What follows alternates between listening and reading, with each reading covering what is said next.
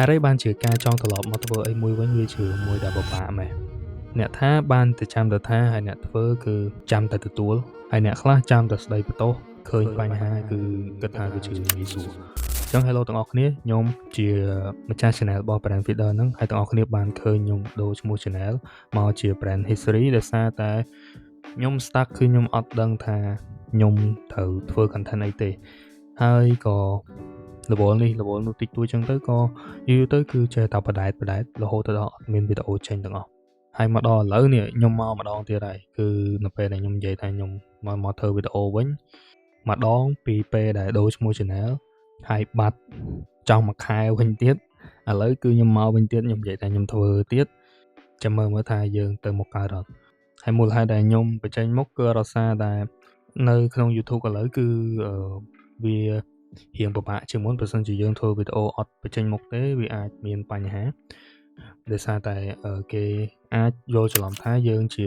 channel AI ហើយខ្ញុំក៏បានតំឡោះ channel មួយហើយដែលជា channel របស់ខ្ញុំមួយទៀត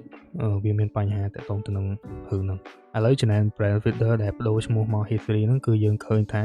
លែងមាន audience មើលហើយដោយសារតែយើងបាត់ខ្លួនឯងហើយគឺខ្ញុំអត់មានអីជាខ្លួនឯងទេហើយខ្ញុំនៅតែគិតច្រើនពេកថាតើយើងត្រូវធ្វើរបៀបម៉េចដើម្បីហុកមនុស្សនឹង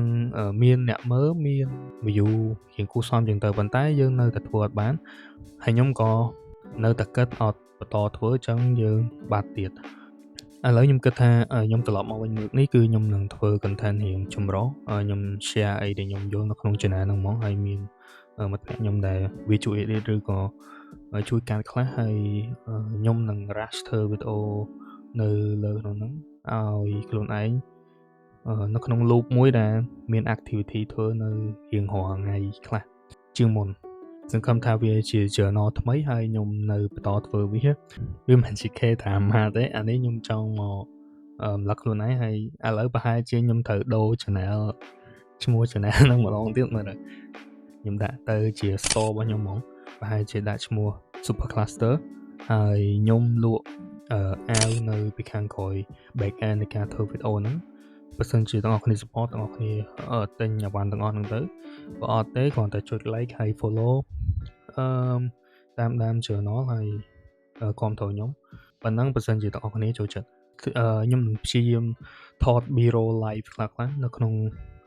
បន្ទប់ហ្នឹងឬក៏នៅក្នុង environment នៅខាងក្រៅអីហើយខ្ញុំទៅឲ្យមិត្តភក្តិខ្ញុំផ្ញើ GoPro មកពីភ្នំពេញវិញសង្ឃឹមថាខ្ញុំនឹងព្យាយាមធ្វើជាងមុនចឹងទៅហើយវីដេអូហ្នឹងគឺអាចផុសពី platform ឬក៏3 platform TikTok គឺអាចផុសនៅក្នុងពេលដែលយើងកាត់វីដេអូ long ហើយយើងច្រាមយកវីដេអូខ្លីឬក៏យើងថត short form ខ្លីហ្មងហើយផុសចូល Facebook ជាមួយនឹង TikTok ចឹង content ដែលលាយឡំគឺវាមានច្រើនដែលខ្ញុំចូលចិត្តធ្វើហើយខ្ញុំអត់ stay តាម content ទៀតទេមើលទៅដោយសារតែខ្ញុំធ្វើវាអត់កើតដោយសារតែទីមួយយើងត្រូវការព័ត៌មានច្រើនមើលអានច្រើនហើយយើងអត់មាន limited ខ្លួនឯងត្រឹមព័ត៌មានប៉ុណ្ណាដែលយើងត្រូវទទួលបានដល់ចឹងវីដេអូមួយដើម្បីយើងចំណាយពេលទៅសេធ្វើឲ្យគឺវាអស់ hype ហើយនៅពេលដែលយើងគ្រាន់យើងយល់ពី topic ហ្នឹងគឺយើងអស់ចំណងនៅក្នុងការថតបាត់ហើយយើងមានអារម្មណ៍ថារឿងហ្នឹងគឺគ្រប់គ្នាគេដឹងធម្មតា basic ដូចយើងហ្នឹងអញ្ចឹងយើងក៏អត់មានអារម្មណ៍ថាចង់យកវាមកនិយាយរបៀបអញ្ចឹងដល់យូរទៅយើងធ្វើឲ្យយើងគឺវាកាន់តែ clear ហើយយើងលែងចង់ធ្វើរឿងហ្នឹងទៀតហើយពេលខ្លះបើសិនជាយើងមានអីធ្វើផ្សេងមួយផ្នែកពីរផ្នែកទៀតអញ្ចឹងវិលគឺដល់ម៉ោងល្ងាចដល់ម៉ោងយប់ទៀតហើយអញ្ចឹងវាពិបាកនៅក្នុងការចាប់កាន់របស់អីមួយយកមកធ្វើថ្មីអាហ្នឹងដល់យើងមាន skill មានmentality មួយដែលចង់ធ្វើវាខ្លាំងហ្មងបានយើងជំនះមកធ្វើវាអាហ្នឹងខ្ញុំដែលឆ្លងកាត់អញ្ចឹងបើ topic ដែលមកក្រោយៗនេះប្រហែលជាខ្ញុំត្រូវធ្វើអីដែលខ្ញុំយល់ហើយព្យាយាមរៀនអីថែម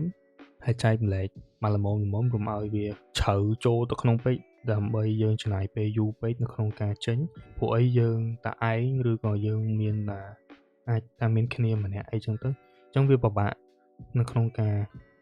ធ្វើអានេះសម្រាប់ខ្ញុំខ្ញុំអត់ដឹងថាអ្នកផ្សេងទៀតគេមិនទេតែឥឡូវសង្ឃឹមថាវាមាន AI វាជាសម័យ agent មួយវាធំអាចឲ្យ AI វាជួយ research និងជួយស្វែងរក content និងយើងអត់សូវ stuck ដូចមុន and then គឺyeah ខ្ញុំមានប៉ុណ្ណឹងហើយវាជាពេលដែលខ្ញុំត្រូវធ្វើតទៀតហើយអរគុណគ្នាយើងដែលនៅតែអត់ទាន់ unsubscribe ដោយសារអានេះវាខ្ញុំcreator ណាដែលបាត់ 3-4 ខែមិនស្រួលខ្ញុំ unsubscribe ចោលតែនេះមិនជា